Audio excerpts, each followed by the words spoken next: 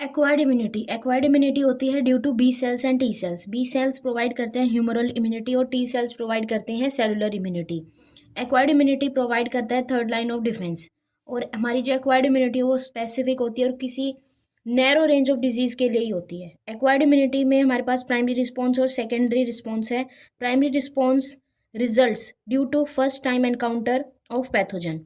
Primary response की intensity slow होती है और इसमें मेमोरी सेल्स का कोई रोल नहीं होता और प्राइमरी रिस्पॉन्स की ड्यूरेशन हाई होती है। और इस प्राइमरी रिस्पॉन्स में प्री डोमिनेंट एंटीबॉडी जो होती है वो IgM होती है। ठीक है। सेकेंडरी और एनामेस्टिक रिस्पॉन्स जो होता है वो result due to second time exposure of same pathogen. इसकी इंटेंसिटी हाई होती है, इसमें मेमोरी सेल्स का भी रोल होता है, ड्यूरेशन इसकी लेस होती है। प्री डोमिनेंट एंटीबॉडी यहाँ पे IgG होती है। तो इस ग्राफ में जो है हमारे पास एंटीजन एक्स है, उसका फर्स्ट टाइम एक्सपोजर होगा तो प्राइमरी रिस्पॉन्स होगा। तो सबसे ज़्यादा जो प्राइमरी रिस्पॉन्स में IgM एंटीबॉडी का लेवल बहुत ज़्यादा होगा इन कंपैरिजन टू IgG। फिर जब सेकेंड टाइम एक्सपोजर होगा तब IgG एंटीबॉडी का लेवल ज़्यादा होगा और IgM का कम होगा। फिर हमारे पास types of immunity. Active immunity and passive immunity. Active immunity वो इम्यूनिटी होती है जो डेवलप होती है due to exposure of antigen और ये लॉन्ग लास्टिंग होती है और इसमें स्लो रिस्पॉन्स होता है। पैसिव इम्यूनिटी जो कि डेवलप होती है due to exposure of antibody और ये शॉर्ट टाइम इम्यूनिटी होती है, इसमें क्विक रिस्पॉन्स आता है। एक्टिव इम्यूनिटी में रोल ऑफ एंटीजन मतलब पैथोजन का रोल होता है। नेचुरल एक्टिव इम्यूनिटी डेवलप करती है in response to natural infection जैसे कि नेचुरल पैथोजन जैसे स्मॉल पॉक्स, मीजल्स, मम्प्स। और artificial active immunity develop in response to artificial inoculation of antigens. मतलब जो आर्टिफिशियल एक्टिव इम्यूनिटी होती है वो डेवलप होती है जब कोई हम आर्टिफिशियल तरीके से मतलब नेचुरल इन्फेक्शन नहीं हुआ है, हम आर्टिफिशियल इनोकुलेशन करते हैं एंटीजन्स का, जैसे कि एग्जांपल है वैक्सीनेशन।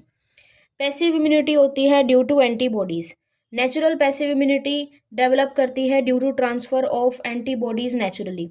पैसिव इम्यूनिटी वही होती है जो कि एंटीबॉडीज की वजह से होती है और नेचुरल तरीके से जब एंटीबॉडी का ट्रांसफर होगा तो नेचुरल पैसिव इम्यूनिटी आएगी। Example IgG via placenta and IgA via colostrum. Artificial passive immunity की बात करें तो ये डेवलप होती है due to transfer of preformed antibodies. Example anti venom snake venom and anti tetanus ATS। उसके बाद हमारे पास है वैक्सीनेशन एंड इम्यूनाइजेशन।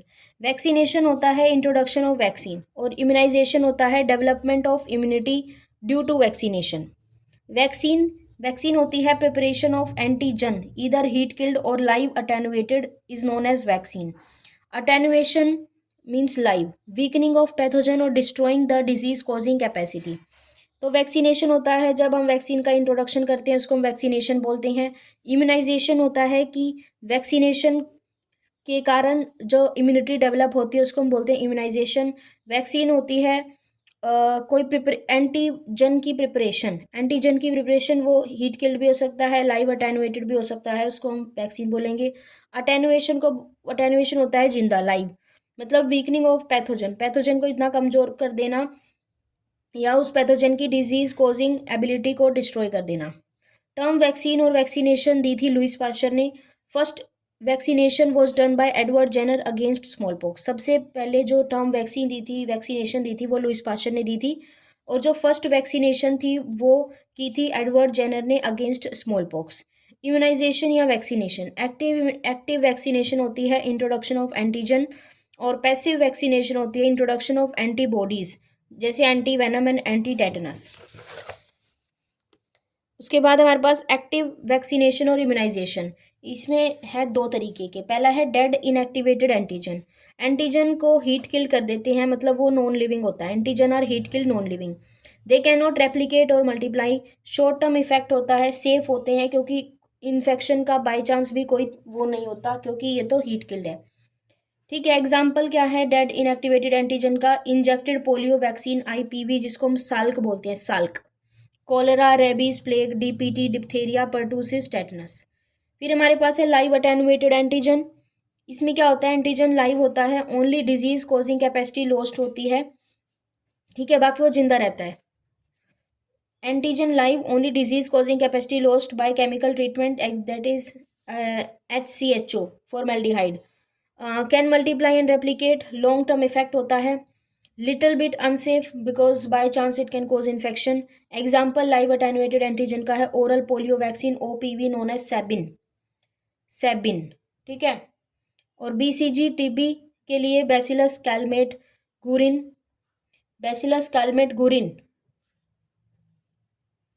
और फिर जो हमारे पास है MMR, measles mumps and rubeola, measles mumps and rubeola. Then हमारे पास है revolution of vaccine. Revolution of vaccine हमारे पास फर्स्ट जनरेशन है, सेकंड जनरेशन है और थर्ड जनरेशन है।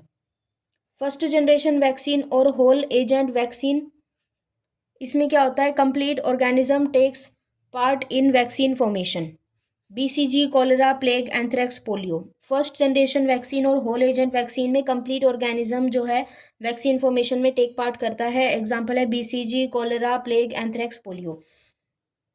फिर हमारे पास है सेकेंड जनरेशन वैक्सीन और रिकॉम्बिनेंट वैक्सीन। इसमें क्या होता है, सेकेंड जनरेशन वैक्सीन और रिकॉम्बिनेंट वैक्सीन में वेक्टर का यूज होता है YAC, ठीक है। व्हेन सेकेंड जनरेशन वैक्सीन होती है when only some part of antigen takes part in vaccine formation. Example recombinant vaccine HBV, hepatitis B, ठीक है, recombinant vaccine HBV, hepatitis B, toxoid vaccine, tetanus and diphtheria. Third generation vaccine और genetic vaccine जब when only DNA takes part in vaccine formation. Second generation में vector use हो रहा है YAC।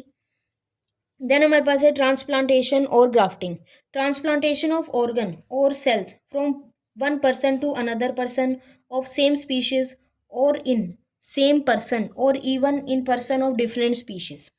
Graft rejection होता है due to cellular immunity, T cell mediated. Then हमारे पास है टाइप्स ऑफ ट्रांसप्लांटेशन, ठीक है। तो सबसे पहले हमारे पास है ऑटोग्राफ्ट। ऑटोग्राफ्ट में क्या होता है, transplantation within same person most successful होता है और no need of immunosuppressive drugs. Autograft होता है transplantation within same person का ही हम जो है जो ऑर्गन या सेल्स हैं उसको वो करते हैं, तो वो ऑटोग्राफ्ट होता है, मोस्ट सक्सेसफुल होता है और इसमें no need of immunosuppressive drugs. फिर है हमारे पास सिन ग्राफ्ट और आइसोग्राफ्ट। सिन ग्राफ्ट और आइसोग्राफ्ट में क्या होता है, ट्रांसप्लांटेशन बिटवीन आइडेंटिकल ट्विंस या मोनोजाइगोटिक ट्विंस, इनमें ट्रांसप्लांटेशन होता है, इसमें no need of immunosuppressive drugs. फिर हमारे पास है एलोग्राफ्ट। एलोग्राफ्ट में होता है transplantation between persons of same species और इसमें ज़रूरत पड़ती है need of immunosuppressive drugs. Xenograft, xenograft में transplantation between animals of different species, इसमें भी ज़रूरत पड़ती है इम्यूनोसप्रेसिव ड्रग्स की। ऑर्डर ऑफ सक्सेस रेट, सबसे ज़्यादा सक्सेस रेट होता है ऑटोग्राफ्ट का, फिर सिनग्राफ्ट, फिर एलोग्राफ्ट और फिर सबसे कम जीनोग्राफ्ट का। ग्राफ्ट रिजेक्शन होती है due to cellular immunity, T cell mediated immunity. Initial rejection होती है due to TC, T cytotoxic and MHC1। और जो मेजर रिजेक्शन होती है वो होती है due to TH helper, T helper cell की वजह से एंड MHC2 की वजह से। इम्यूनोसप्रेसिव ड्रग्स सप्रेस करती हैं T सेल इम्यूनिटी को, सेलुलर इम्यूनिटी को। एग्जाम्पल है इम्यूनोसप्रेसिव ड्रग्स की साइक्लोस्पोरिन A जो कि ट्राइकोडर्मा पोलिस्पोरम से आती है, कोर्टिकोस्टेरॉइड्स, कोर्टिसोल और कोर्टिसोन है, और थर्ड है हमारे पास इम्यूनोसप्रेसिव ड्रग्स FK506।